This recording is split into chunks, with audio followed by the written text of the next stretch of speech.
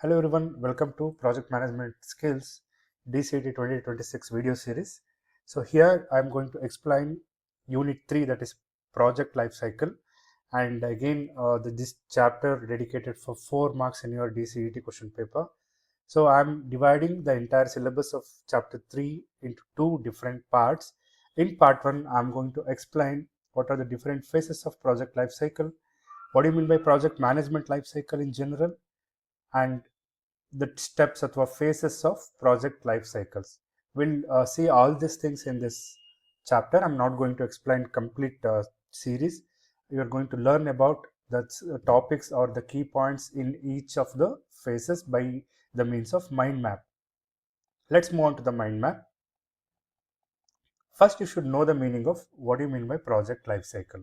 Any project will have a life cycle. ಅಂದ್ರೆ ನೀವು ಯಾವ ಒಂದು ಪ್ರಾಜೆಕ್ಟ್ ಮಾಡ್ತೀರೋ ಅದ್ರದ್ದು ಒಂದು ಜೀವಿತ ಕಾಲ ಅಂತ ಕರಿತೀವಿ ಕನ್ನಡದಲ್ಲಿ. ಅಂದರೆ complete life cycle of A project. So a project life cycle is a series of phases that a project passes through from its start to the completion. So start ಆದಾಗ್ಲಿಂದ ಕಂಪ್ಲೀಷನ್ ಆಗೋ ತನಕ ಯಾವ ಫೇಸಸ್ನ ಪಾಸ್ ಮಾಡುತ್ತೋ ಒಂದು project, ಅದಕ್ಕೆ ನಾವು project life cycle ಅಂತ ಕರಿತೀವಿ. So which is having in general there are 5 different phases of project life cycle. The first phase is initiation, that is where you generate the idea. The second phase is planning, where you need to plan the resources. You need to execute after that planning, and the project team or any leading team will monitor and control the project for any discrepancies or something else happen. At the end, you need to close the project. So a project life cycle consists of initially 5 different steps or phases, starting from initiation to the closure. So here in examination ನಿಮ್ಮ C E T ಎಕ್ಸಾಮಲ್ಲಿ ಯಾವ ಥರ ಬರಬಹುದು questions ಅಂತ ಹೇಳಿದ್ರೆ, ಪ್ರತಿ ಫೇಸ್ದು brief points ನೀವು ತಿಳ್ಕೊಂಡಿದ್ರೆ ಅದರಲ್ಲಿ ಯಾವುದಾದ್ರೂ ಕ್ವಶನ್ ಏನೇ ಕೊಟ್ಟರು ಕೂಡ you can able to easily answer that question. For example, the first phase project initiation. ಏನು ಪ್ರಾಜೆಕ್ಟ್ ಇನಿಸಿಯೇಷನ್ ಅಂದರೆ, so it is the starting stage of the project where the idea is conceiving in a project team ಅಂತ ಹೇಳ್ಬೋದು. So we have different steps in project initiation. So initially, the people who are working on the initiation will do a project charter. So where you need to state your vision and goals of a project. So once you make a project charter, next go with define the scope and deliverables. So outline what needs to be done and what will be delivered to the customers or the output of a project. So once you list these things, you need to conduct a feasibility study whether your project is viable and the potential solution can be done when it is an adverse effects may happen. ಆ ಥರ ಏನಾದರೂ ಆದಾಗ ಅದಕ್ಕೆ ಬೇಕಾಗಿರುವಂತಹ viability study ಮಾಡಬೇಕು ಅಥವಾ feasibility study ಮಾಡಬೇಕು. And who are affected by this project, that is identify the stakeholders. These are the 4 important steps you need to take care while doing a project initiation step. Next step is project planning, where you need to make a project plan. That is, you need to create a tasks, schedules, and the deadlines to complete the project. Initially, we will do that. Afterwards, you need to plan for budget and resource, where you need to set a budget and allocate resources. So once you do all these things, next go for risk and quality management. So you need to identify the risks, what are the possibility or possible risk may happen in your project, and you need to set a quality targets to give a better project at the end.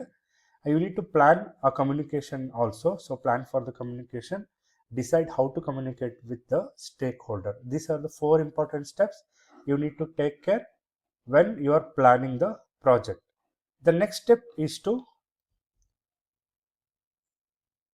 project monitoring and control. So before that, you need to execute the project. So you need to execute ಅಂದರೆ ನೀವಲ್ಲಿ project ನಿಮ್ಮನ್ನ lead ಮಾಡ್ತಿರೋರು ಸರಿಯಾದ ರೀತಿಯಲ್ಲಿ ಟಾಸ್ಕ್ನ assign ಮಾಡ್ತಿದ್ದಾರಾ, ಟೀಮ್ನ guide ಮಾಡ್ತಿದ್ದಾರಾ ಅನ್ನೋದನ್ನ ensure ಮಾಡಿಕೊಂಡು ಅಲ್ಲದನ್ನ lead ಮಾಡಬೇಕು. And ensure that the tasks are completed well with in a time. That is managing the task is another step. Stakeholder coordination is very much involved in the project execution stage, and you need to assure the quality, that is ensure your deliverable to meet the requirement. ಅದನ್ನು ಕೂಡ ಮಾಡಬೇಕಾಗತ್ತೆ. The next step is to monitor and control whether your project is going in a good route, or whatever you planned in that way only it is going, or if it is not, and what are the other methods to take care, ಅದನ್ನೆಲ್ಲ ನೀವು ಇಲ್ಲಿ project monitoring and control ಮಾಡಬೇಕು. ಪ್ರೋಗ್ರೆಸ್ನ track ಮಾಡಬೇಕು. ಅಲ್ಲಿ time lines, cost ಮತ್ತು ಪರ್ಫಾರ್ಮೆನ್ಸ್ನ monitor ಮಾಡಬೇಕು. ನಂತರ ಕ್ವಾಲಿಟಿನ ಏನು ಔಟ್ಪುಟ್ ಬರ್ತಾ ಇರುತ್ತೆ ಅದ್ರದ್ದು ರಿವ್ಯೂಸ್ ತಗೋಬೇಕು. ನೆಕ್ಸ್ಟ್ ರಿಸ್ಕ್ ಮ್ಯಾನೇಜ್ಮೆಂಟ್ ಮಾಡಬೇಕು. What are the risks may happen in your project. Change management, ಏನಾದರೂ ಚೇಂಜಸ್ ಬೇಕು ಅಂದರೆ ಪ್ರಾಜೆಕ್ಟಲ್ಲಿ you need to do a management, that is change management ಕೂಡ ಮಾಡಿ you need to update.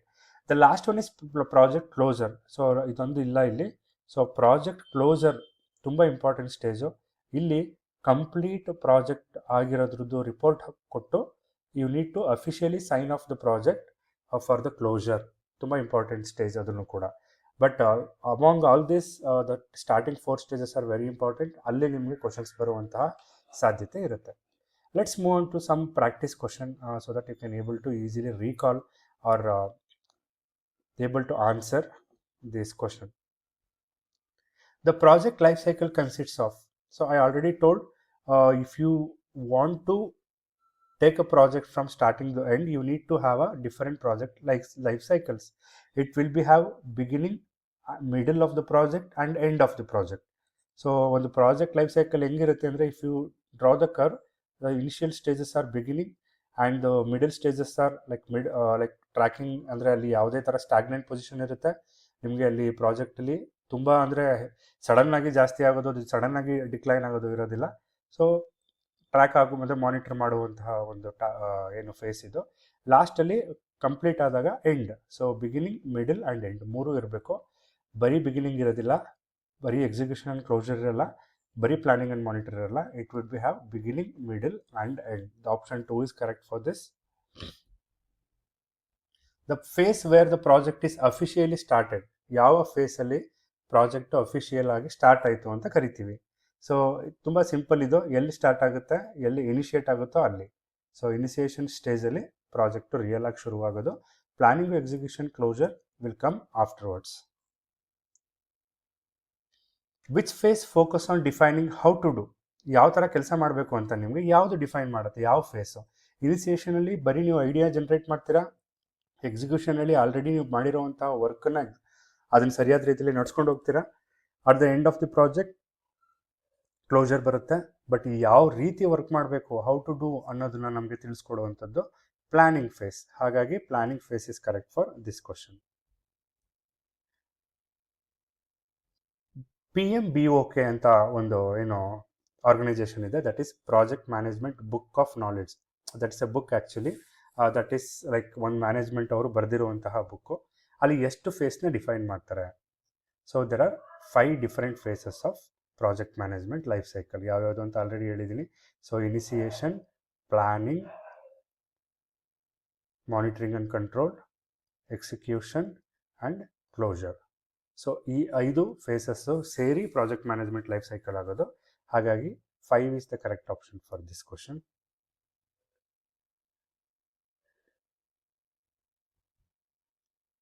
Project charter ಯಾವ ಒಂದು ಸ್ಟೇಜಲ್ಲಿ ನಡೆಯುತ್ತೆ? ಪ್ರಾಜೆಕ್ಟ್ ಚಾರ್ಟರ್ ಅಂದರೆ ಬೇಕಾಗಿರುವಂತಹ ಚಾರ್ಟ್ನ ತಯಾರಿಸೋದು.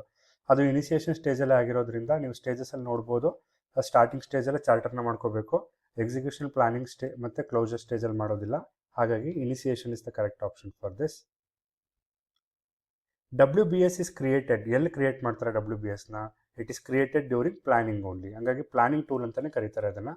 ಇನಿಷಿಯೇಷನ್ನು, ಎಕ್ಸಿಕ್ಯೂಷನ್ನು, ಮಾನಿಟರಿಂಗಲ್ಲಿ ನಾವು WBSನ ಯೂಸ್ ಮಾಡೋದಿಲ್ಲ. ಸೊ ಯಾವ ಒಂದು ಫೇಸಲ್ಲಿ ಡೆಲಿವರಬಲ್ಸ್ನ ಪ್ರೊಡ್ಯೂಸ್ ಮಾಡ್ತಾರೆ, ಅಂದರೆ ಔಟ್ಪುಟ್ನ ಪ್ರೊಡ್ಯೂಸ್ ಮಾಡ್ತಾರೆ? ಸೊ ನೋಡಿ, ಪ್ಲಾನಿಂಗ್ ಸ್ಟೇಜಲ್ಲಿ ಪ್ಲಾನಿಂಗ್ ನಡೀತಾ ಇರುತ್ತೆ, ಇನಿಷಿಯೇಷನ್ ನಡೀತಿರ್ತದೆ, ಕ್ಲೋಸರಲ್ಲಿ ಕಂಪ್ಲೀಟ್ ಪ್ರಾಜೆಕ್ಟ್ ಎಂಡ್ ಆಗುತ್ತೆ. Only at the stage of execution deliverables are produced. Monitoring and controlling mainly deals with. Monitoring ಮತ್ತು ಕಂಟ್ರೋಲಿಂಗ್ ಯಾವುದಕ್ಕೆ ಅದು ಪ್ರಯೋಜನ ಬರುತ್ತೆ? ಸೊ ಸ್ಟಾರ್ಟಿಂಗಲ್ಲಿ ಬರೋದಿಲ್ಲ, ಬಡ್ಜೆಟ್ ಪ್ಲಾನಿಂಗ್ ಮಾಡುವಾಗಲೂ ಕೂಡ ಬರೋದು ಅದೊಂದಕ್ಕೆ ಮಾತ್ರ ಸಾಧ್ಯ ಇಲ್ಲ. ಅದು ಎಂಡ್ ಆಗೋದ್ರಲ್ಲಿ ಎಂಡ್ ಆಗೋದ್ರಲ್ಲೂ ಕೂಡ ನಾವು ಮಾನಿಟರಿಂಗ್ ಆ್ಯಂಡ್ ಕಂಟ್ರೋಲಿಂಗ್ನ ಯೂಸ್ ಮಾಡಲ್ಲ. Only at the stage of tracking the performance and correcting any deviations. If any deviations happens you need to correct it and do the tasks. ಹಾಗಾಗಿ ಮಾನಿಟರಿಂಗ್ ಆ್ಯಂಡ್ ಕಂಟ್ರೋಲಿಂಗಲ್ಲಿ ನಾವು ಏನು tracking performance ಮತ್ತು correcting ಡಿವಿಯೇಷನ್ಸ್ನ ನೋಡ್ತೀವಿ. Next question, ರಿಸ್ಕ್ನ identify ಮಾಡಿ mitigate ಮಾಡುವಂಥ ಅಂದರೆ ಅದನ್ನು ಸರಿ ಮಾಡುವಂತಹ ಫೇಸ್ ಯಾವುದು? ಸೊ ನಾವು ಪ್ಲಾನಿಂಗ್ ಸ್ಟೇಜಲ್ಲಿ ಮಾಡ್ತೀವಿ ಆ್ಯಕ್ಚುಲಿ. ಇನ್ಫ್ಯಾಕ್ಟ್ ಎಕ್ಸಿಕ್ಯೂಷನ್, ಕ್ಲೋಜರ್ ಮತ್ತು ಇನಿಷಿಯೇಷನ್ ಸ್ಟೇಜಲ್ಲಿ ಬೇರೆ ಬೇರೆ ಥರ ರಿಸ್ಕ್ ಬರುತ್ತೆ. ಬಟ್ ಮೇಜರ್ ಐಡೆಂಟಿಫಿಕೇಷನ್ ರಿಸ್ಕ್ ಆಗುವಂಥದ್ದು ನಮಗೆ ಪ್ಲಾನಿಂಗ್ ಸ್ಟೇಜಲ್ಲೇ ಮಾಡ್ಕೋಬೇಕಾಗುತ್ತೆ. ಅದನ್ನು ಸರಿಯಾದ ರೀತಿ ತಗೋಬೇಕು ಅಂದ್ರೂ ಕೂಡ. ಹಾಗಾಗಿ ರಿಸ್ಕ್ ಐಡೆಂಟಿಫಿಕೇಷನ್ ಮತ್ತು ಮಿಟಿಗೇಷನ್ನು ಪ್ಲಾನಿಂಗ್ ಸ್ಟೇಜಲ್ಲೇ ಮಾಡಬೇಕಾಗುತ್ತೆ. ಸೊ ಪೋಸ್ಟ್ ಇಂಪ್ಲಿಮೆಂಟೇಷನ್ ರಿವ್ಯೂ ಅಂದರೆ ಕಂಪ್ಲೀಟಾಗಿ ಪ್ರಾಜೆಕ್ಟ್ ಎಲ್ಲ ಮುಗಿದ ಮೇಲೆ ಅದನ್ನು ರಿವ್ಯೂ ಮಾಡೋದಕ್ಕೆ ಯಾವ ಒಂದು ಫೇಸ್ ಯೂಸ್ ಆಗುತ್ತೆ? ಪೋಸ್ಟ್ ಇಂಪ್ಲಿಮೆಂಟೇಷನ್ ಅಂದರೆ ಆಲ್ರೆಡಿ ವರ್ಕ್ ಮುಗಿದಿದೆ, ಇಂಪ್ಲಿಮೆಂಟ್ ಆಗೋಗಿದೆ, ಅದಾದಮೇಲೆ ನೀವು ರಿವ್ಯೂ ಮಾಡೋದು ಯಾವ ಸ್ಟೇಜಲ್ಲಿ ಅಂದರೆ ಕ್ಲೋಸಿಂಗ್ ಟೈಮಲ್ಲಿ. ಸೊ ಎಕ್ಸಿಕ್ಯೂಷನ್ನು, ಮಾನಿಟರಿಂಗು, ಪ್ಲಾನಿಂಗ್ ಟೈಮಲ್ಲಿ ನಾವು ಪೋಸ್ಟ್ ಇಂಪ್ಲಿಮೆಂಟೇಷನ್ ರಿವ್ಯೂನ ಮಾಡೋದಿಲ್ಲ. Let's move on to the match the following type of question. You can see initiation phase ಈ ಕಡೆ ಇರೋದ್ರಲ್ಲಿ ಯಾವುದಕ್ಕೆ ಮ್ಯಾಚ್ ಆಗುತ್ತೆ? ಸೊ ಇನಿಷಿಯೇಷನ್ ಸ್ಟೇಜಲ್ಲಿ ಪ್ರಾಜೆಕ್ಟ್ ಚಾರ್ಟ್ನ ಮಾಡ್ತೀವಿ, ನಾವು ಪ್ರಾಜೆಕ್ಟ್ ಚಾರ್ಟನ್ನು ರೆಡಿ ಮಾಡ್ತೀವಿ. ಸೊ ಪ್ಲಾನಿಂಗಲ್ಲಿ what you need to done? So planning ಮಾಡಬೇಕು ಅಂತ ಹೇಳಿದ್ರೆ you need to take a budget plan also. ಹಾಗಾಗಿ ಪ್ಲಾನಿಂಗ್ ಸ್ಟೇಜ್ ಬಂದು ಬಡ್ಜೆಟ್ನ ಕ್ರಿಯೇಟ್ ಮಾಡುವಾಗ, ಅಂದರೆ ಕ್ರಿಯೇಟಿಂಗ್ ಎ ಬಡ್ಜೆಟ್ ಪ್ಲ್ಯಾನ್ ಅಂತ ಓದಿದ್ವಿ, ಅಲ್ಲಿ ಯೂಸ್ ಆಗುತ್ತೆ. ಎಕ್ಸಿಕ್ಯೂಷನ್ ಟೈಮಲ್ಲಿ ನಿಮಗೆ ಏನೇನು ಡೆಲಿವರಬಲ್ಸ್ ಅಚೀವ್ ಮಾಡಬೇಕು ಅನ್ನೋದು ನಮಗೆ ಸಿಗುತ್ತೆ. ಲಾಸ್ಟಲ್ಲಿ whatever the lessons you learned ಅನ್ನೋದು ಕ್ಲೋಜರ್ ಫೇಸಲ್ಲಿ ಬರುತ್ತೆ. ಹಾಗಾಗಿ 2, 1, 3, 4, that is 2, 1, 3, 4 is option B. So this is correct option. All other options are wrong. Second math following question. So risk plan andre eno? Risk plan is nothing but how to mitigate the risks. That is this one only. So communication plan ಏನು? ಯಾವ ಟೈಮಲ್ಲಿ ನೀವು communicate ಮಾಡಬೇಕು, ಎಷ್ಟು frequency meetings ಆಗಬೇಕು ಅನ್ನೋದನ್ನು ನಾವು communication frequency ಅಂತ ಕರಿತೀವಿ. ಸೊ ಪ್ರೊಕ್ಯೂರ್ಮೆಂಟ್ ಪ್ಲ್ಯಾನಲ್ಲಿ ಸಪ್ಲೈಯರ್ಸ್ ಜೊತೆಗೆ ನೀವು ಡಿಸ್ಕಷನ್ ಮಾಡಬೇಕಾಗುತ್ತೆ. ಅಕ್ಸೆಪ್ಟೆನ್ಸ್ ಪ್ಲ್ಯಾನಲ್ಲಿ ಕಂಪ್ಲೀಷನ್ ಮಾಡೋದಕ್ಕೆ ಏನೇನೆಲ್ಲ ಕ್ರೈಟೀರಿಯಾ ಬೇಕು ಅನ್ನೋದನ್ನು ಲಿಸ್ಟ್ ಮಾಡಬೇಕಾಗುತ್ತೆ. Again 2, 1, 3, 4 is the correct option. That is again option B only for this question.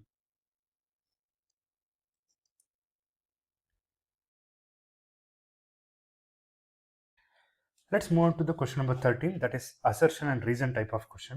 So ನಾನು ಆಲ್ರೆಡಿ ಹೇಳಿದಾಗೆ you will get 2 statements here. One is assertion and another one is reason. So first assertion ರೀಸನ್ನ ಓದ್ಕೊಂಡು ಅದರಲ್ಲಿ ಎರಡಕ್ಕೂ ಏನು correlate ಆಗುತ್ತೆ ಅನ್ನೋದನ್ನು ನಾವು ಫಸ್ಟ್ ಐಡೆಂಟಿಫೈ ಮಾಡಿ then you are going to answer for the question. Let's see the assertion statement first. Project monitoring and control is done throughout the project life cycle. So project monitoring ಮತ್ತು control ಅನ್ನೋವಂಥ ಏನು stage ಇದೆಯೋ ಅದನ್ನು complete project life ಸೈಕಲಲ್ಲಿ ಮಾಡ್ತೀವ ಅನ್ನೋದು here the question. Reason ಏನು ಹೇಳ್ತಾರೆ? It ensures the project state aligned with the plan and corrective actions are taken when needed. So complete plan ಪ್ರಕಾರ ಪ್ರಾಜೆಕ್ಟ್ ಹೋಗ್ತಿದೆಯಾ ಅನ್ನೋದನ್ನು project monitoring and control ensure ಮಾಡುತ್ತೆ, ಮತ್ತು corrective ಆ್ಯಕ್ಷನ್ಸ್ನ ತಗೊಳುತ್ತೆ ಯಾವಾಗ ಬೇಕಾವಾಗ, ಏನಾದ್ರು ತಪ್ಪಾಗಿದ್ದರೆ ನೀವು ಮಾಡ್ತಿರುವಂತಹ ವರ್ಕ್ ಅನ್ನೋದು reason. So what is the correlation between these two? See ನಿಮಗೆ ಡೌಟ್ ಬರ್ಬೋದು, ಪ್ರಾಜೆಕ್ಟ್ ಮಾನಿಟರಿಂಗ್ ಕಂಟ್ರೋಲು ಬರೀ ಆಫ್ಟರ್ ದ ಎಕ್ಸಿಕ್ಯೂಷನ್ ಸ್ಟೇಜ್ ಮಾತ್ರ ನಡೆಯುತ್ತೆ ಅಂತ ಅಲ್ಲ, ಪ್ರತಿ ಸ್ಟೇಜಲ್ಲೂ ಕೂಡ starting from initiation to the closure this is very very important phase ಅಂತಲೇ ಹೇಳ್ಬೋದು. ಯಾಕೆ ಅಂತ ಹೇಳಿದ್ರೆ in the reason it is saying that ನಿಮ್ಮ ಪ್ರಾಜೆಕ್ಟ್ ಸರಿಯಾದ ರೀತಿಯಲ್ಲಿ ಹೋಗ್ತಾ ಇದೆಯಾ ನೀವು ಪ್ಲ್ಯಾನ್ ಮಾಡಿರೋ ರೀತಿಲಿ ಅನ್ನೋದು ತಿಳ್ಕೊಳ್ಳೋಕ್ಕೋಸ್ಕರ. ಹಾಗಾಗಿ ಅಸರ್ಷನ್ ಅನ್ನೋದು ಕೂಡ ಟ್ರೂ ಆಗುತ್ತೆ, ರೀಸನ್ ಕೂಡ ಟ್ರೂ ಆಗುತ್ತೆ. ಸೊ ಫಸ್ಟ್ 2 ಆಪ್ಷನ್ಸಲ್ಲಿ ನಿಮಗೆ ಎರಡರಲ್ಲಿ ಒಂದು ಆಪ್ಷನ್ ಅಂತ ಕನ್ಫರ್ಮ್ ಆಯಿತು. ನಾವು you need to correlate between these two. So ಈ ಥರ ಆಗಬೇಕು ಅಂದರೆ ಇಲ್ಲಿರುವಂಥ ರೀಸನ್ನು ಅದಕ್ಕೆ ಸೂಕ್ತವಾಗಿದೆಯಾ? Is it correct reason for this assertion statement? Yes, project monitoring and control ಅನ್ನೋದು ಕಂಪ್ಲೀಟ್ ಪ್ರಾಜೆಕ್ಟ್ ಲೈಫ್ ಸೈಕಲಲ್ಲಿ ಆಗುವಂಥ ಒಂದು ಪ್ರೋಸೆಸ್ಸು. ಯಾಕೆ ಅಂದರೆ ನೀವೇನಾದರೂ ಪ್ರಾಜೆಕ್ಟ್ ಮಾಡಬೇಕಾದ್ರೆ ನಿಮ್ಮ ಪ್ಲ್ಯಾನ್ ಪ್ರಕಾರ ಹೋಗಲಿಲ್ಲ ಏನಾದರೂ ಕೆಲಸ ಅಂತ ಹೇಳಿದ್ರೆ you need to take a corrective actions. ಈ ಥರ ನೀವು ಅನಲೈಸ್ ಮಾಡಬೇಕು ಈ ಥರ ಕ್ವಶನ್ಸನ್ನು. The first statement is correct. So assertion ಮತ್ತು ರೀಸನ್ ಎರಡಕ್ಕೂ ಕಾರಿಲೇಷನ್ ಇಲ್ಲ ಅಂತ ಹೇಳಿದ್ರೆ then you need to select the second one. But always assertion ರೀಸನ್ಸ್ನ ನೀವು ಚೆಕ್ ಮಾಡಿದಾಗ ಎರಡೂ ಟ್ರೂ ಇರುತ್ತೆ. So first half of the statement is correct, but for the second half you need to have some knowledge about the linking between assertion and reason statements. The next question is, here answer is available but I'll explain, don't worry. Assertion statement says execution phase is where planning documents are created. Nodi, execution statement ಇಲ್ಲಿ ಇರೋದು execution face ಎಲ್ಲಿ ಬರುವಂಥದ್ದು after planning ಆದಮೇಲೆ. ಹಾಗಾಗಿ execution ಫೇಸಲ್ಲಿ planning ಡಾಕ್ಯುಮೆಂಟ್ಸ್ನ create ಮಾಡ್ತಾರಾ? So this is false statement, ಯಾಕೆಂದರೆ ಪ್ಲಾನಿಂಗ್ ಮಾಡಬೇಕಾದ್ರೇ ಆಗುವಂಥದ್ದು.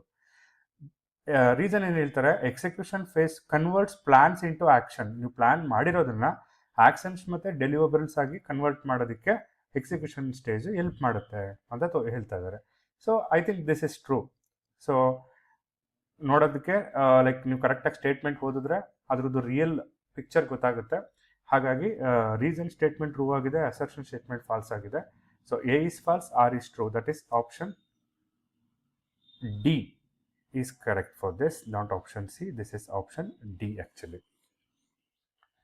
Next one, let's move on to the analogy type of question. So we'll get these type of questions also in your examination. In the last year question it is there.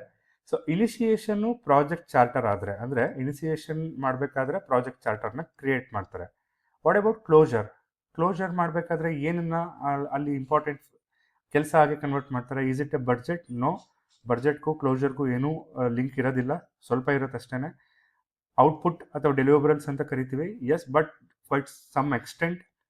Risk ಪ್ಲ್ಯಾನ್ನ ನೀವು ಸ್ಟಾರ್ಟಿಂಗೇ ಮಾಡೋದ್ರಿಂದ ಇದು ಕೂಡ wrong ಆಗುತ್ತೆ. Close ಆಗ್ತಾ ಇದೆ project, it is comes to an end ಅಂತ ಅಂದಮೇಲೆ you need to post implementation ರಿವ್ಯೂನ ಮಾಡಿ ಆಮೇಲೆ ಕ್ಲೋಸ್ ಮಾಡಬೇಕಾಗುತ್ತೆ. ಸೊ 15 ಕ್ವಶನ್ಗೆ option C is correct.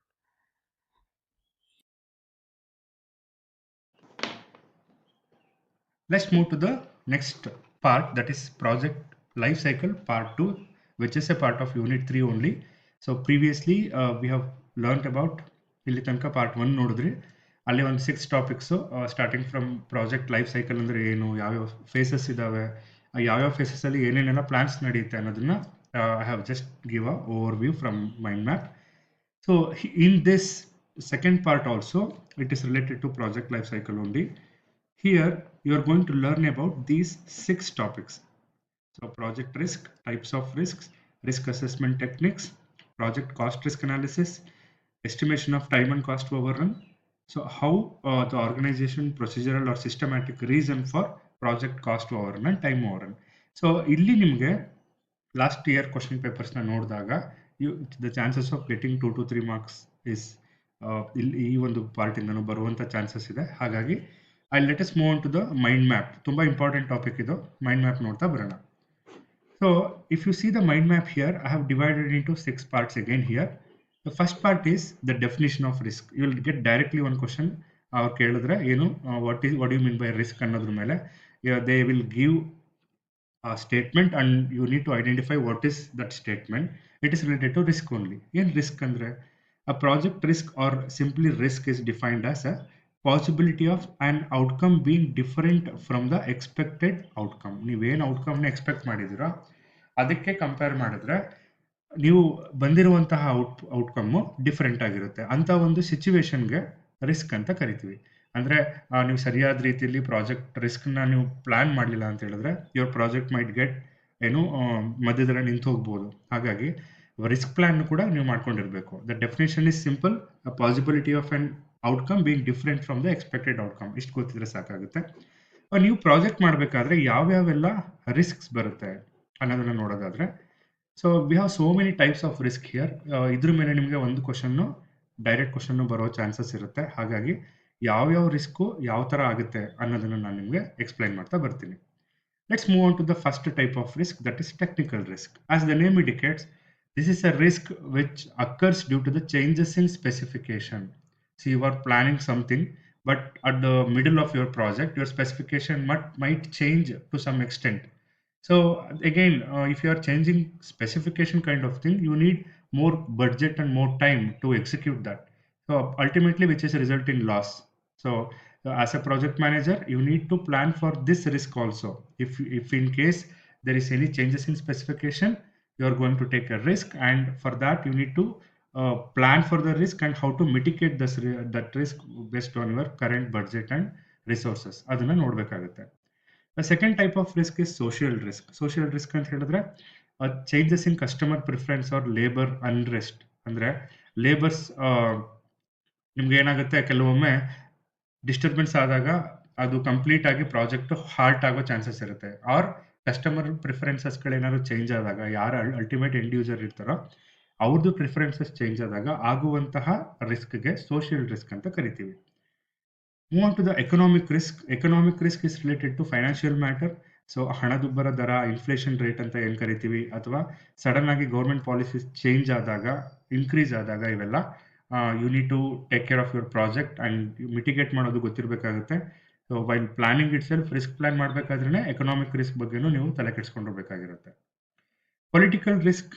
So political risk ಅಂತ ಹೇಳಿದ್ರೆ, so nationalisation, privatisation, political instability, ಅದೆಲ್ಲ ಮ್ಯಾಟರಿಂದ ಕೂಡ ನಿಮ್ಮ ಪ್ರಾಜೆಕ್ಟ್ ಹಾಲ್ಟ್ ಆಗ್ಬೋದು ಅಥವಾ ಡಿಲೇ ಆಗ್ಬೋದು. ಸೊ ಅದು ಒಂದು ರಿಸ್ಕ್ ಅಂತ ಹೇಳ್ಬೋದು. ಇನ್ನು ಪ್ರೊಡಕ್ಷನ್ ರಿಸ್ಕ್ ಅಂತ ಹೇಳಿದ್ರೆ, ನಿಮಗೆ ಬೇಕಾಗಿರುವಂತಹ ರಾ ಮೆಟೀರಿಯಲ್ ಶಾರ್ಟೇಜ್ ಆಗಿ, ಅಥವಾ ನೀವು ಮೇಜರ್ ಬ್ರೇಕ್ ಡೌನ್ ಆಗಿದ್ರೆ ಯಾವ್ದಾದ್ರು ಮೆಷಿನ್ನು, ಮೇಂಟೆನೆನ್ಸ್ ಮತ್ತು ಇನ್ಸ್ಟಾಲೇಷನ್ ಕಾಸ್ಟ್ಗಳು, ಇವೆಲ್ಲನೂ ಸರಿಯಾಗಿ ಪ್ಲಾನ್ ಮಾಡಿಲ್ಲ ಅಂದರೆ you are end up with this risk, production risk. ಹಾಗಾಗಿ ಈ ರಿಸ್ಕನ್ನು ಕೂಡ ನೀವು ಸ್ಟಾರ್ಟಿಂಗೇ ರಿಸ್ಕ್ ಪ್ಲಾನಲ್ಲಿ ನೋಡ್ಕೊಂಡಿರ್ಬೇಕಾಗುತ್ತೆ. ಇನ್ನು ಮಾರ್ಕೆಟಿಂಗ್ ರಿಸ್ಕ್ಗೆ ಬಂದರೆ, ಫೇಲ್ಯೂರ್ ಇನ್ ಫೋರ್ಕಾಸ್ಟಿಂಗ್ ಡಿಮ್ಯಾಂಡ್. ಅಂದರೆ ನೀವು ಸರಿಯಾದ ರೀತಿಯಲ್ಲಿ ಮಾರ್ಕೆಟ್ನ ಅರ್ಥ ಮಾಡ್ಕೊಳ್ದೇ, ಡಿಮ್ಯಾಂಡ್ ಇಲ್ದೇ ನೀವೇನಾದ್ರು ಪ್ರೊಡ್ಯೂಸ್ ಮಾಡಿದ್ರೆ ನಿಮ್ಮ ಒಂದು ಪ್ರಾಡಕ್ಟ್ ಅಥವಾ ಪ್ರಾಜೆಕ್ಟ್ನ, then it is a failure ಅಂತ ಹೇಳ್ಬೋದು. ಸೊ ಮಾರ್ಕೆಟಿಂಗ್ ಡಿಮ್ಯಾಂಡ್ ಅಥವಾ ಡಿಸ್ಟ್ರಿಬ್ಯೂಷನ್ ಎರರ್ಸ್ ಆಗಿ ರಿಸ್ಕ್ ಆಗುವಂಥದ್ದಕ್ಕೆ ಮಾರ್ಕೆಟಿಂಗ್ ರಿಸ್ಕ್ ಅಂತ ಕರಿತೀವಿ. ಇನ್ನು ಫೈನಾನ್ಷಿಯಲ್ ರಿಸ್ಕ್ ಅಂತ ಹೇಳಿದ್ರೆ, ಸಾಲಗಳು, ಸಡನ್ ಆಗಿ ಇಂಟ್ರೆಸ್ಟ್ ರೇಟ್ ಏನಾದ್ರು ಚೇಂಜ್ ಆದಾಗ, ಇನ್ವೆಸ್ಟ್ಮೆಂಟ್ ಚಾಯ್ಸಸ್ ನೀವೇನಾದರೂ ರಾಂಗ್ ಮಾಡಿದಾಗ, ಅಕೌಂಟಿಂಗಲ್ಲಿ ಏನಾದ್ರು ಮಿಸ್ಟೇಕ್ ಮಾಡಿದಾಗ ಆಗುವಂತಹ ರಿಸ್ಕ್ಗೆ ಫೈನಾನ್ಷಿಯಲ್ ರಿಸ್ಕ್ ಅಂತ ಕರಿತೀವಿ. ಹ್ಯೂಮನ್ ರಿಸ್ಕ್ ಅಂತ ಹೇಳಿದ್ರೆ, ತುಂಬ ಏನು ಚೆನ್ನಾಗಿ ಕೆಲಸ ಮಾಡ್ತಿರುವಂತಹ ಲೈಕ್ ಲೀಡರ್ ಅನ್ನೋ ಒಬ್ಬ ಏನು ಪ್ರಾಜೆಕ್ಟ್ ಲೀಡರ್ ಆಗಿರ್ತಾನೆ, ಅವ್ನು ಸಡನ್ ಆಗಿ ಡಿಮೈಸ್ ಆದಾಗ ಆಗುವಂತಹ ರಿಸ್ಕು. ಅಲ್ಲಿ ನೀವು ಟ್ರೈನಿಂಗ್ ಕೊಡಬೇಕು, ಸ್ಕಿಲ್ಸ್ ಇರುವಂತಹ ಜನ ಸಿಗೋದಿಲ್ಲ, ಮತ್ತು ಒಳಗಡೆ ಇರುವಂತಹ ಟೀಮ್ ಮೆಂಬರ್ಸ್ ಜೊತೆಗೆ ಕಾನ್ಫ್ಲಿಕ್ಟ್ಸ್ ಆಗೋ ಚಾನ್ಸಸ್ ಇರುತ್ತೆ. ಸೊ ಈ ಥರ ಟೈಮ್ಗಳಲ್ಲಿ human risk comes into picture. So you need to, as a project manager, you need to take a risk ಅಥವಾ ರಿಸ್ಕ್ ಪ್ಲಾನ್ನ ಬರ್ಕೊಂಡು ಹೌ ಟು ಮಿಟಿಗೇಟ್ ದಿಸ್. ಯಾರಾದರೂ ಏನಾದ್ರು ಆದರೆ ಸಡನ್ ಆಗಿ ಹೆಂಗೆ ರೀಪ್ಲೇಸ್ ಮಾಡೋದು ಅನ್ನೋದನ್ನು ಕೂಡ ತಿಳ್ಕೊಂಡಿರ್ಬೇಕಾಗುತ್ತೆ. ಸೊ ಈ ಟೈಪ್ಸ್ ಆಫ್ ರಿಸ್ಕಲ್ಲಿ you might get one question ಅಂತ ಹೇಳ್ಬೋದು, based on the previous question paper. ಇನ್ನು ರಿಸ್ಕ್ ಮ್ಯಾನೇಜ್ಮೆಂಟ್ ಮೆಥಡಾಲಜಿ ಯಾವ ಥರ ಮಾಡ್ತಾರೆ ಅಂದರೆ, ದೇರ್ ಆರ್ 4 ಮೆಥಡ್ಸ್. ಫಸ್ಟು ರಿಸ್ಕ್ನ ಐಡೆಂಟಿಫೈ ಮಾಡಬೇಕು. ಯಾವ ಥರ ರಿಸ್ಕ್ ಅದು ಅಂದರೆ, how much effect it will come, ಅಂದರೆ ಇದರಿಂದ ಏನು ಎಫೆಕ್ಟ್ ಆಗುತ್ತೆ ಅಂದರೆ ಕ್ವಾಂಟಿಫೈ ಮಾಡಬೇಕು, ಅದನ್ನು ರೆಸ್ಪಾನ್ಸ್ ಮಾಡ್ಕೋಬೇಕು, ಆಮೇಲೆ how to control this risk ಅನ್ನೋದನ್ನು ಮಾಡಬೇಕಾಗುತ್ತೆ. So these are the methodology, ಅಂದರೆ step by step methods to mitigate ಅಥವಾ ಕಂಟ್ರೋಲ್ ದ ರಿಸ್ಕ್ ಅಂತ ಹೇಳ್ಬೋದು. The next topic is risk assessment techniques. So we have 2 types of risk assessment techniques. ಯಾವ್ಯಾವುದು? ಇಲ್ಲಿ severity into frequency into number of people affected. So ಇದೊಂದು method. So ಇಲ್ಲೂ ಕೂಡ ಎಷ್ಟು severity ಆಗುತ್ತೆ ಈ ಪ್ರಾಜೆಕ್ಟಿಂದ, ಎಷ್ಟು ಜನಕ್ಕೆ ಸಿವಿಯಾರಿಟಿ ಆಗುತ್ತೆ, ಎಷ್ಟು ಫ್ರೀಕ್ವೆನ್ಸಿ ರಿಸ್ಕ್ ಆಗುತ್ತೆ, how many numbers are affected ಅನ್ನೋದನ್ನ 3 ನೀವು ಮಲ್ಟಿಪ್ಲೈ ಮಾಡಿದ್ರೆ you will get how much is a risk. ಅದನ್ನ ರಿಸ್ಕ್ ಅಸೆಸ್ಮೆಂಟ್ ಅಂತ ಕರಿತೀವಿ. ಅಥವಾ ಮ್ಯಾಟ್ರಿಕ್ಸ್ ಅಂತ ಇದೆ, ರಿಸ್ಕ್ ಅಸೆಸ್ಮೆಂಟ್ ಮ್ಯಾಟ್ರಿಕ್ಸ್ ಅಂತ ಕರಿತೀವಿ. ಅಲ್ಲಿ probability and impact of the risk ಮೇಲೆ ನಾವು ಜಡ್ಜ್ ಮಾಡ್ತೀವಿ, whether this risk is very high or low ಅಂತ ಕರಿತೀವಿ. ಇನ್ನು ರಿಸ್ಕ್ ಅನಾಲಿಸಿಸ್ನ ನೀವು ಮಾಡಬೇಕಾದ್ರೆ we have 4 different analysis tools. So number 1 is sensitivity analysis. Sensitivity analysis, so sensitivity analysis ಅಲ್ಲಿ they are going to change 1 variable at a time. So ಅಂದರೆ ಔಟ್ಪುಟ್ನ 1 ವೇರಿಯಬಲ್ನ change ಮಾಡಿ ಅದರದ್ದು ಎಫೆಕ್ಟ್ ಏನು ಅನ್ನೋದನ್ನ ಲಿಸ್ಟ್ ಮಾಡ್ತಾ ಬರ್ತಾರೆ. So this is a keyword you should remember, that is you should change 1 variable at a time to get the response of the other outcome. ಇದನ್ನು ತಿಳ್ಕೊಂತೀರಿ. ಇನ್ನು ಸಿನಾರಿಯೋ ಅನಾಲಿಸಿಸ್ ಅಲ್ಲಿ it's a process of analysing future events by considering alternative possible outcomes. ಅಂದರೆ next ಏನಾಗುತ್ತೆ ಅನ್ನೋದನ್ನ ತಿಳ್ಕೊಳ್ಳೋದಕ್ಕೋಸ್ಕರ ಬೇರೆ ಬೇರೆ ಪಾಸಿಬಲ್ ಔಟ್ಕಮ್ಸ್ನ ಅನಲೈಸ್ ಮಾಡಿ then you are going to analyse for future events. ಅದಕ್ಕೆ ನಾವು ಸಿನಾರಿಯೋ ಅನಾಲಿಸಿಸ್ ಅಂತ ಕರಿತೀವಿ. ಇನ್ನು best and worst case analysis ಅಲ್ಲಿ ತುಂಬ ಒಳ್ಳೆ ಕಂಡೀಷನ್ ಅಲ್ಲಿ ಅಥವಾ ತುಂಬ ಬ್ಯಾಡ್ ಕಂಡೀಷನ್ಸ್ ಅಲ್ಲಿ ಆ ಕೇಸಸ್ಗಳಲ್ಲಿ ಔಟ್ಕಮ್ಸ್ ಯಾವ ಥರ ಬರುತ್ತೆ ಅನ್ನೋದನ್ನ ಅನಲೈಸ್ ಮಾಡ್ತೀವಿ. ಸೊ ಬೆಸ್ಟ್ ಅಂಡ್ ವರ್ಸ್ಟ್ ಕೇಸಲ್ಲಿ ನಿಮಗೆ ದೇರ್ ಆರ್ 3 ಸಿಚುವೇಶನ್ ಬರುತ್ತೆ. ಬೆಸ್ಟ್ ಸಿನಾರಿಯೋ ಬರುತ್ತೆ, ಅದರಲ್ಲಿ high demand, high selling price, low variable cost ಇರುತ್ತೆ. ವರ್ಸ್ಟ್ ಸಿನಾರಿಯೋಲಿ ಲೋ ಡಿಮ್ಯಾಂಡ್ ಇರುತ್ತೆ, low selling price, high variable cost. ಅಂದರೆ ಈ ಥರ ಕೇಸ್ ಯಾರಿಗೂ ಬೇಕಾಗಿಲ್ಲ, ಬೆಸ್ಟ್ ಸಿನಾರಿಯೋ ಬೇಕಾಗುತ್ತೆ. ಇನ್ನು ನಾರ್ಮಲ್ ಸಿನಾರಿಯೋ ಅಂತ ಹೇಳಿದ್ರೆ ಡಿಮ್ಯಾಂಡು ಕೂಡ ಅವರೇಜ್ ಆಗಿರುತ್ತೆ, ಸೆಲ್ಲಿಂಗ್ ಪ್ರೈಸು ಅವರೇಜ್ ಆಗಿರುತ್ತೆ, ವೇರಿಯಬಲ್ ಕಾಸ್ಟು ಅವರೇಜ್ ಆಗಿರುತ್ತೆ. So best scenario, worst scenario, normal scenario ಇದಕ್ಕೂ ಕೂಡ ನೀವು ಮುಂಚೆನೆ ಅನಾಲಿಸಿಸ್ ಮಾಡಿ ಪ್ಲಾನ್ ಮಾಡ್ಕೊಂಡಿರ್ಬೇಕಾಗುತ್ತೆ. The last analysis tool is simulation analysis. So simulation analysis ಅಲ್ಲಿ ಏನು ಮಾಡ್ತಾರೆ, they use some computer models for thousands of scenarios. ಬೇರೆ ಬೇರೆ ಇನ್ಪುಟ್ ಇದ್ದಾಗ ಬೇರೆ ಬೇರೆ ಔಟ್ಪುಟ್ ಕೊಟ್ಟು ಯಾವ್ಯಾವ ಥರ ಸಿನಾರಿಯೋ ಬರುತ್ತೆ ಅನ್ನೋದನ್ನ ಕಂಪ್ಯೂಟರ್ಲಿ ಸಿಮ್ಯುಲೇಟ್ ಮಾಡಿ then they will mitigate the risk ಅಂತ ಹೇಳ್ಬೋದು. So these are the methods of risk assessment. Coming to the last topic, that is cost and time overruns. So ತುಂಬಾ ಇಂಪಾರ್ಟೆಂಟ್ ಇದು. The definition of cost overrun is it is amount of, ನೋಡಿ cost overrun ಅಂದ್ರೆ as the name indicates, ನೀವೇನು plan ಮಾಡಿದಿರೋ plan ಆಗಿರೋದಕ್ಕಿಂತ ಜಾಸ್ತಿ ಖರ್ಚಾಗೋದಕ್ಕೆ ನಾವು ಕಾಸ್ಟ್ ಓವರ್ ರನ್ ಅಂತ ಕರಿತೀವಿ. ಸಿಮಿಲರ್ಲಿ ಟೈಮ್ ಓವರ್ ರನ್ ಅಂತ ಹೇಳಿದ್ರೆ ನೀವೇನು ಪ್ಲಾನ್ ಮಾಡಿರ್ತೀರೋ ಅದಕ್ಕಿಂತ ಜಾಸ್ತಿ ಟೈಮು ಡಿಲೇ ಆಗುತ್ತೆ ನಿಮ್ಮ ಪ್ರಾಜೆಕ್ಟ್ ಮುಗಿಸೋದಕ್ಕೆ. So amount by which actual expenditures exceed the plan amount. ನಿಮಗೆ ಡೈರೆಕ್ಟ್ ಕ್ವಶನ್ ಬರುವಂಥ ಚಾನ್ಸಸ್ ಇರುತ್ತೆ. ನೀವೇನು ಪ್ಲಾನ್ ಮಾಡಿದ್ದೀರಾ ಅದಕ್ಕಿಂತ ಜಾಸ್ತಿ ಖರ್ಚಾದರೆ ಪ್ರಾಜೆಕ್ಟಲ್ಲಿ ಇದಕ್ಕೆ ಏನಂತ ಕರಿತೀವಿ. ಸಿಮಿಲರ್ಲಿ ನೀವೇನು ಪ್ಲಾನ್ ಮಾಡಿರ್ತೀರೋ ಅದಕ್ಕಿಂತ ಜಾಸ್ತಿ ಟೈಮ್ ತೊಗೊಂಡ್ರೆ ಅದಕ್ಕೆ ನಾವು ಏನಂತ ಕರಿತೀವಿ, ಟೈಮ್ ಓವರ್ ರನ್ ಅಂತ ಕರಿತೀವಿ. So what are the different reasons for this cost over runs and time overruns? So cost over run ಅಂತ ಹೇಳಿದ್ರೆ ನೀವು ಸರಿಯಾಗಿ ಪ್ಲಾನನ್ನು ಎಕ್ಸ್ಪ್ಯಾಂಡ್ ಮಾಡಿರಲ್ಲ, ಅನ್ಪ್ಲಾನ್ ಮಾಡಿರ್ತೀರ, ಕಾಸ್ಟ್ನ ಸರಿಯಾಗಿ ಎಸ್ಟಿಮೇಟ್ ಮಾಡಿರೋದಿಲ್ಲ, ಹೋಗ್ತಾ ಹೋಗ್ತಾ ಪ್ರಾಜೆಕ್ಟ್ ಪರ್ಫಾರ್ಮೆನ್ಸ್ ಫೇಲ್ಯೂರ್ ಆಗೋದು, ಡಿಸೈನಲ್ಲಿ ಎರರ್ ಬಂದಿರೋದು, ರಿಸ್ಕ್ ಮ್ಯಾನೇಜ್ಮೆಂಟ್ ಇಷ್ಟು ತನಕ ಏನು ಹೇಳಿದೆ ಅದು ಸರಿಯಾಗಿ ಮಾಡಿಲ್ದೇನೆ ಇರೋದು. So improper team building, so the team is not good and they are not sufficient to handle the project. Poor administration. So in a similar way for the time overrun there are many reasons, that is change in project scope, ineffective time management, starting and execution delay, so delay in payment stages, use of outdated technologies, political interference. ಇದೆಲ್ಲದರಿಂದ time overrun ಆಗುತ್ತೆ. ನೋಡಿ ಎಲ್ಲ ತುಂಬ simple English ಇದು. Project scope change ಆದಾಗ, time management ಸರಿ ಆಗದೆ ಇದ್ದಾಗ, ಸ್ಟಾರ್ಟ್ ಮತ್ತು ಎಂಡಿಂಗ್ ಡಿಲೇ ಆದಾಗ, ಪೇಮೆಂಟ್ನ ಕೊಡೋದು ಡಿಲೇ ಆದಾಗ, ನೀವು ಯೂಸ್ ಮಾಡ್ತಿರೋ ಟೆಕ್ನಾಲಜಿ ಔಟ್ಡೇಟೆಡ್ ಆದಾಗ, ಅದೇ ಥರ ಯಾರು ಪೊಲಿಟಿಕಲ್ ಇಂಟರ್ಫರೆನ್ಸ್ ಆದಾಗ ಟೈಮ್ ಓವರ್ ರನ್ ಆಗುತ್ತೆ. ಸೊ ಇಲ್ಲಿ ನಿಮಗೆ ಕೇಳುವಂಥ ಚಾನ್ಸಸ್ ಇರುತ್ತೆ. So this is a complete mind map of this part 2 syllabus. Let's move on to the questions. So questions ಅಲ್ಲಿ ಏನು ಬರುತ್ತೆ ಅಂತ ನೋಡ್ತಾ ಬರೋಣ. ಒಂದಷ್ಟು ಪ್ರಾಕ್ಟೀಸ್ ಕ್ವಶನ್ ಸಾಲ್ವ್ ಮಾಡ್ತಾ ಬರ್ತೀನಿ. You can see this. That is a direct definition of risk. Risk ಅಂದ್ರೆ ಏನು? ಸರ್ಟನ್ ಔಟ್ಕಮ್ ಅಂದ್ರೆ ನಿಮ್ಗೆ ಗೊತ್ತಿರುತ್ತಾ, ಅಥವಾ ನಿಮಗೆ ರಿಸಲ್ಟ್ ಎಕ್ಸ್ಪೆಕ್ಟ್ ಮಾಡ್ಬೋದಾ, ಅಥವಾ ರಿಸಲ್ಟ್ ಫಿಕ್ಸ್ ಆಗಿರುತ್ತಾ? No, these three is not relevant to risk. Possibility or deviation from expected outcome. ನೀವೇನು ಔಟ್ಕಮ್ನ ಎಕ್ಸ್ಪೆಕ್ಟ್ ಮಾಡ್ತಿದ್ದೀರೋ ಅದಕ್ಕಿಂತ ಒಂದು ಸ್ವಲ್ಪ ಬೇರೆ ಆಗುವಂತಹ ಸನ್ನಿವೇಶಕ್ಕೆ ನಾವು ರಿಸ್ಕ್ ಅಂತ ಕರಿತೀವಿ. The option C is correct for this. Risk management ಅಲ್ಲಿ ಇಲ್ಲದೆ ಇರುವಂತಹ ಪ್ರೋಸೆಸ್ ಯಾವುದು? ಐಡೆಂಟಿಫಿಕೇಶನ್ ಮಾಡ್ತೀವಿ, ಕ್ವಾಂಟಿಫಿಕೇಶನ್ ಮಾಡ್ತೀವಿ, ಕಂಟ್ರೋಲ್ ಮಾಡ್ತೀವಿ, ಬಟ್ ಎಲಿಮಿನೇಟ್ ಮಾಡಲ್ಲ. ರಿಸ್ಕ್ನ ಎಲಿಮಿನೇಟ್ ಮಾಡಕ್ ಆಗೋದಿಲ್ಲ, ಕಂಟ್ರೋಲ್ ಮಾಡ್ಬೋದು.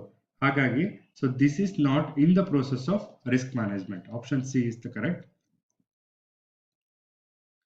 Change in customer preference.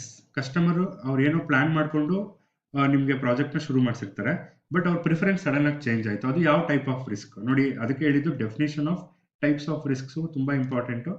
Customer preference change ಆದಾಗ ಆಗುವಂತಹ ರಿಸ್ಕ್ ಸೋಷಿಯಲ್ ರಿಸ್ಕ್ ಅಂತ ಕರಿತೀವಿ. ಇನ್ಫ್ಲೇಷನ್ ಮತ್ತೆ ಎಕನಾಮಿಕ್ ಪಾಲಿಸಿ. ಎಕನಾಮಿಕ್ ಅಥವಾ ಇನ್ಫ್ಲೇಷನ್ ಅಂದ್ರೆ ಹಣದುಬ್ಬರ ದರ, ಅದಕ್ಕೆಲ್ಲ ನಾವು ಎಕನಾಮಿಕ್ ರಿಸ್ಕ್ ಅಂತ ಡೈರೆಕ್ಟ್ ಆಗಿ ಕರಿತೀವಿ. As the name indicates, there is no political or financial or marketing risk for this question. Breakdown of machinery is an example of. ನಿಮ್ ಯೂಸ್ ಮಾಡ್ತಿರುವಂತಹ ಮೆಷಿನರಿ ಏನಾದರೂ ಬ್ರೇಕ್ ಡೌನ್ ಆದಾಗ ಅಲ್ಲಿ ಆಗುವಂತಹ ರಿಸ್ಕ್ಗೆ production risk ಅಂತ ಕರಿತೀವಿ. ಇಲ್ಲಿ ಯಾವುದೇ ತರ ಮಾರ್ಕೆಟಿಂಗ್, ಟೆಕ್ನಿಕಲ್ ಅಥವಾ ಹ್ಯೂಮನ್ ರಿಸ್ಕ್ ಬರೋದಿಲ್ಲ. ಹಾಗಾಗಿ production risk is the correct option for this. Risk analysis mainly involves, risk analysis ಮಾಡಬೇಕಾದ್ರೆ ಏನು ಇನ್ವಾಲ್ವ್ ಆಗಿರುತ್ತೆ? Execution closure, project life cycles, planning and monitoring, project life cycles, budgeting is completely different. ರಿಸ್ಕ್ನ identify ಮಾಡಿ risk ಎಷ್ಟಾಗುತ್ತೆ ಅಂತ quantify ಮಾಡೋದು. ಹಾಗಾಗಿ this is the major step in risk analysis. Sensitivity analysis, ಇವಾಗ ತಾನೇ ಹೇಳಿದೆ. ಸೆನ್ಸಿಟಿವಿಟಿ ಅನಾಲಿಸಿಸ್ನ ಎಷ್ಟು ವೇರಿಯೇಬಲ್ಸ್ ಮೇಲೆ ಮಾಡ್ತಾರೆ? ಎಲ್ಲ ವೇರಿಯೇಬಲ್ಸ್ನು ಒಟ್ಟು ಟೈಮ್ ಮಾಡ್ತಾರಾ? It is not possible at all. ವೇರಿಯೇಬಲ್ಸೇ ಇರೋದಿಲ್ವಾ? ವೇರಿಯೇಬಲ್ಸ್ ಇದ್ದೇ ಇರುತ್ತೆ. ಬರೀ ಔಟ್ಪುಟ್ನ ಚೇಂಜ್ ಮಾಡ್ತಾರಾ? No. At a time one ವೇರಿಯೇಬಲ್ನ ಚೇಂಜ್ ಮಾಡಿ ಅದರ ಔಟ್ಪುಟ್ನ ನೋಡಿಕೊಂಡು ಅದ್ರ ಮೇಲೆ ನಾವು ರಿಸ್ಕ್ ಎಷ್ಟಾಯಿತು ಅಂತ ಕಂಡುಹಿಡಿತೀವಿ. ಹಾಗಾಗಿ one variable at a time is the correct option for this. Scenario analysis ಅನ್ನೋದು, ಸೊ ಯಾವ ಒಂದು ಏನು ಕೊಟ್ಟಿರುವಂಥ ಕೆಟಗರಿಗೆ ಇನ್ವಾಲ್ವ್ ಆಗುತ್ತೆ. ಪಾಸ್ಟ್ ಇವೆಂಟಾ? ನೋ. ಆಗೋಗಿರೋ ಇವೆಂಟ್ನ ತಗೊಳ್ಳೋದಿಲ್ಲ, ಪ್ರೆಸೆಂಟ್ ಡೇಟಾಗೂ ತಗೊಳ್ಳೋದಿಲ್ಲ, ಫಿಕ್ಸ್ಡ್ ವ್ಯಾಲ್ಯೂಗೂ ತಗೊಳ್ಳೋದಿಲ್ಲ. ಫ್ಯೂಚರಲ್ಲಿ ಏನಾರು ಸಂಭವಿಸಬಹುದಾದ ಒಂದು ಪಾಸಿಬಿಲಿಟೀಸ್ಗೆ ಸಿನಾರಿಯೋ ಅನಾಲಿಸಿಸ್ನ ಮಾಡುವಂಥದ್ದು. ಕಾಸ್ಟ್ ಓವರ್ ಅಂತ ಹೇಳಿದ್ರೆ direct question, cost exceeding the budget. ನೀವೇನು ಬಜೆಟ್ ಪ್ಲಾನ್ ಮಾಡಿದಿರೋ ಅದಕ್ಕಿಂತ ಜಾಸ್ತಿ ಆದರೆ ಅದಕ್ಕೆ ನಾವು ಕಾಸ್ಟ್ ಓವರ್ ಅಂತ ಕರಿತೀವಿ. It's a direct definition. Time over ಏನಕ್ಕಾಗುತ್ತೆ? ಸೊ ರೀಸನ್ಸ್ ಕೇಳಿದ್ದಾರೆ. ಪ್ರಾಪರ್ ಪ್ಲಾನಿಂಗ್ ಅನ್ನೋದು ಬೆನಿಫಿಟ್ ಆಕ್ಚುಲಿ, ಹಾಗಾಗಿ this is not the option for this. ಶೆಡ್ಯೂಲಿಂಗ್ನ ಸರಿಯಾದ ರೀತಿಯಲ್ಲಿ ಮಾಡ್ತಿದ್ರೆ ಟೈಮ್ ಓವರ್ ಆಗೋದಿಲ್ಲ. ಆಕ್ಯುರೇಟ್ ಆಗಿ ಎಸ್ಟಿಮೇಟ್ ಮಾಡಿದ್ರೆ ಟೈಮ್ ಓವರ್ ಆಗೋದಿಲ್ಲ. ಬಟ್ ನೀವು ಪ್ಲಾನಿಂಗ್ನ ಸರಿಯಾಗಿ ಮಾಡದೇ ಇದ್ರೆ, ನೀವು ಪ್ರಾಜೆಕ್ಟ್ ಮಾಡಬೇಕಾದ್ರೆ ಪುವರ್ ಪ್ಲಾನಿಂಗ್ ಆಗಿ ಟೈಮ್ ಓವರ್ ಸಂಭವಿಸಬಹುದು. So we have risks in the one side and so ಈ ಕ್ವಶನ್ ನೀವು ನೋಡೋದಾದ್ರೆ ರಿಸ್ಕ್ ಒನ್ ಸೈಡಲ್ಲಿ ಇದೆ, ಕಾಲಮ್ ಬಿ ಅಲ್ಲಿ ಅದರದ್ದು ಮೀನಿಂಗ್ಸ್ ಇದೆ. Let's move on to the first risk, that is technical risk. Technical risk ಅಂದ್ರೆ ಏನು? ಏನಾದರೂ ಸ್ಪೆಸಿಫಿಕೇಶನ್ ಚೇಂಜ್ ಆದಾಗ ಆಗುವಂತಹ ರಿಸ್ಕ್ಗೆ ನಾವು ಟೆಕ್ನಿಕಲ್ ರಿಸ್ಕ್ ಅಂತ ಕರಿತೀವಿ. ಹಾಗಾಗಿ you can see here technical ರಿಸ್ಕ್ಗೆ ಸ್ಪೆಸಿಫಿಕೇಶನ್ ಚೇಂಜಸ್ ಅಂತ ಕರಿತೀವಿ. ನೆಕ್ಸ್ಟ್ ಎಕನಾಮಿಕ್ ರಿಸ್ಕ್ ಅಂತ ಹೇಳಿದ್ರೆ if any inflation rates changes. ಈಗ ತಾನೇ ಮೀನಿಂಗ್ಸ್ ಅಲ್ಲಿ ನೋಡಿದ್ವಿ, ಇನ್ಫ್ಲೇಷನ್ ರೇಟ್ಗೆ ಎಕನಾಮಿಕ್ ರಿಸ್ಕ್ ಅಂತ ಕರಿತೀವಿ. ಪ್ರೊಡಕ್ಷನ್ ರಿಸ್ಕ್ ಅಂದರೆ ಯಾವ್ದಾದ್ರು ಇಂಪಾರ್ಟೆಂಟ್ ಮೆಷಿನ್ ಏನಾದರೂ ಬ್ರೇಕ್ ಡೌನ್ ಆದಾಗ ಆಗುವಂಥದ್ದಕ್ಕೆ ಪ್ರೊಡಕ್ಷನ್ ರಿಸ್ಕ್ ಅಂತ ಕರಿತೀವಿ. ಇನ್ನು ಸೋಷಿಯಲ್ ರಿಸ್ಕ್ ಅಂತ ಹೇಳಿದ್ರೆ ಕಸ್ಟಮರ್ ಏನಾದರೂ ಸ್ಪೆಸಿಫಿಕೇಶನ್ ಅಥವಾ ಅವ್ನ ಪ್ರಿಫರೆನ್ಸ್ನ ಚೇಂಜ್ ಮಾಡಿದಾಗ ಆಗೋದು this one. So correct option is A3, B1, C2 and D4, that is option C. So this is the correct option for this question. So this is the correct option. Let's move on to the next question. Again we have match the following, second type of question. So we have risk analysis tools left hand side and the meaning of that analysis is in right hand side.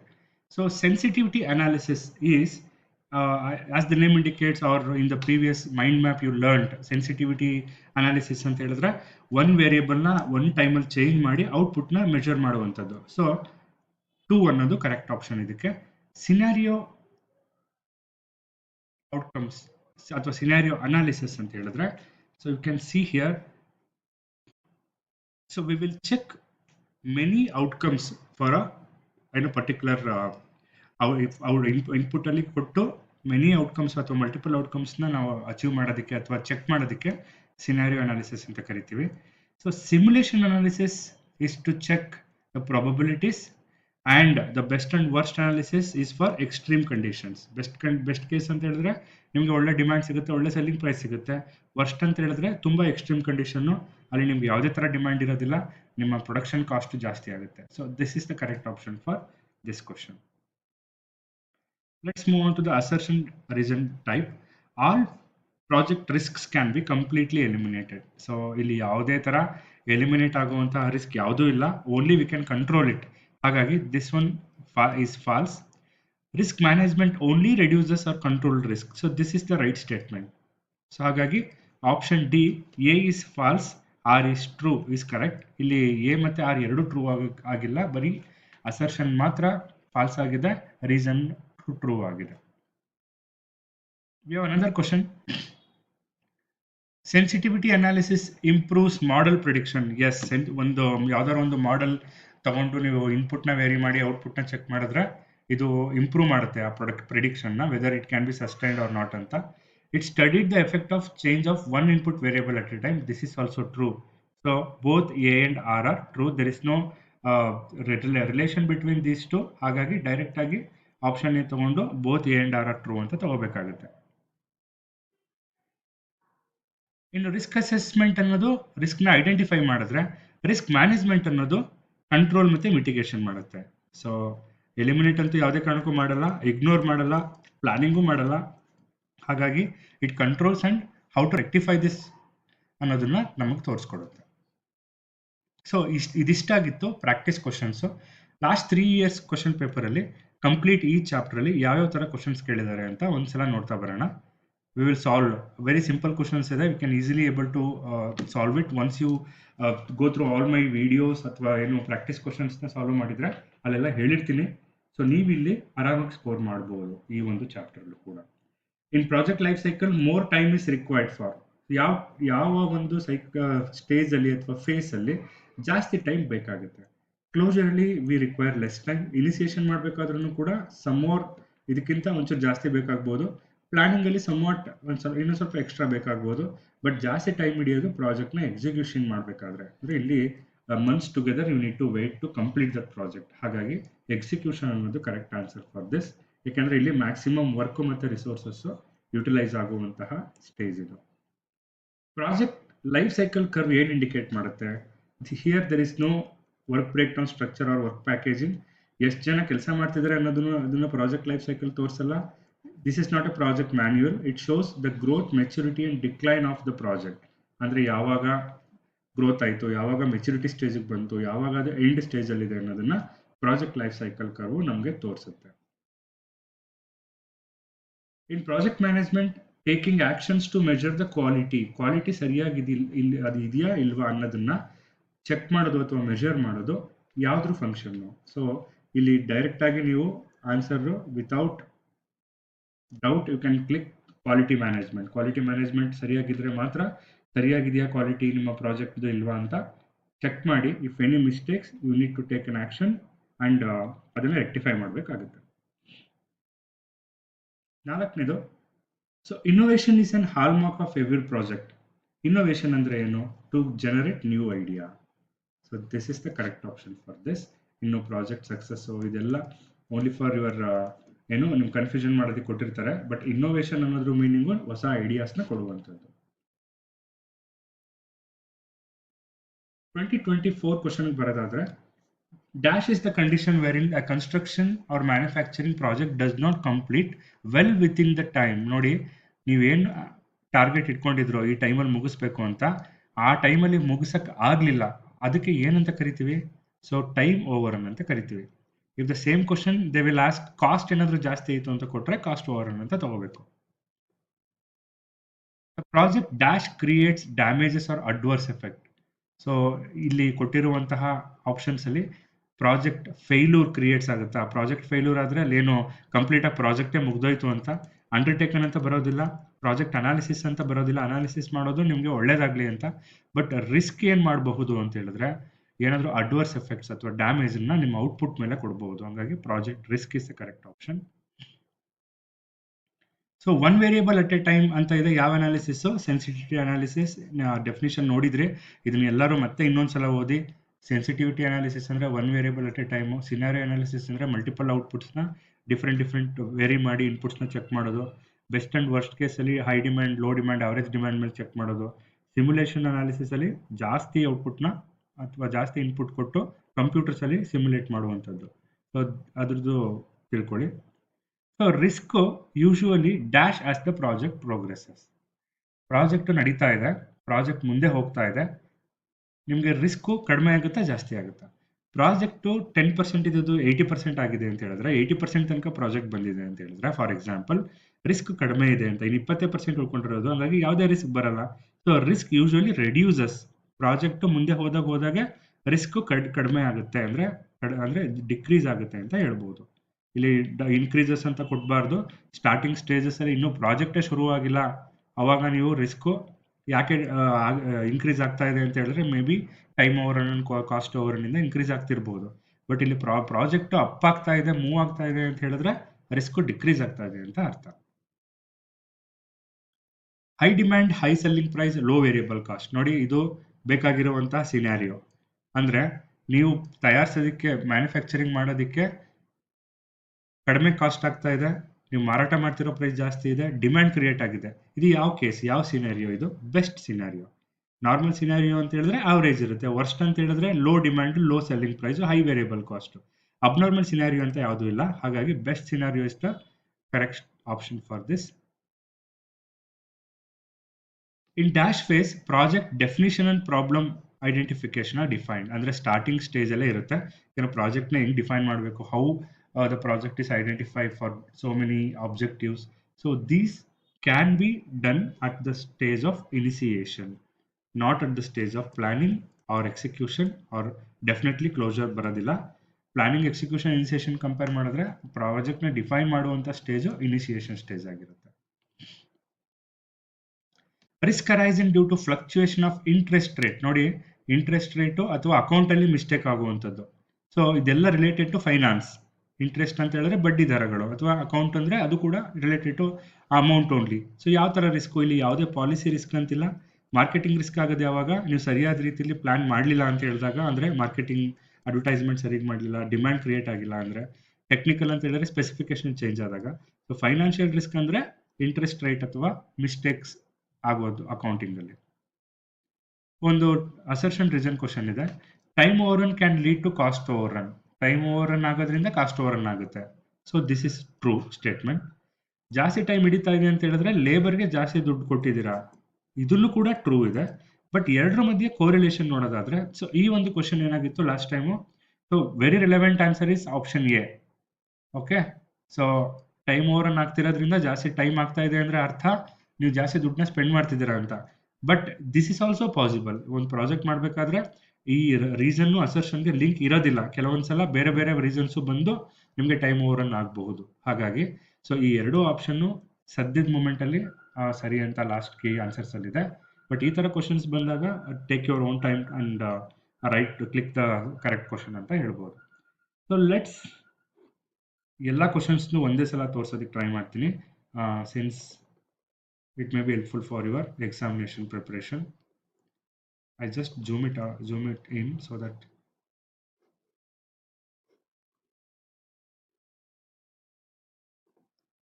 okay, 2023. You can take a screenshot of this. It may be helpful for your examination. 2025 series. I've given the key answers also. You can take a screenshot. Similarly, practice questions ide illi. You can take a screenshot of this also.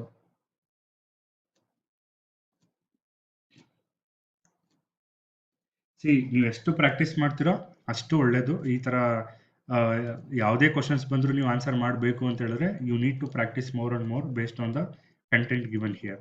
So I hope this chapter ಎಲ್ರಿಗೂ ಅರ್ಥ ಆಗಿದೆ ಅಂತ ಅನ್ಕೋತೀನಿ. ಏನಾದ್ರು doubts ಇದ್ದರೆ ನೀವು comment ಬಾಕ್ಸಲ್ಲಿ ಹಾಕಿ. I am happy to answer.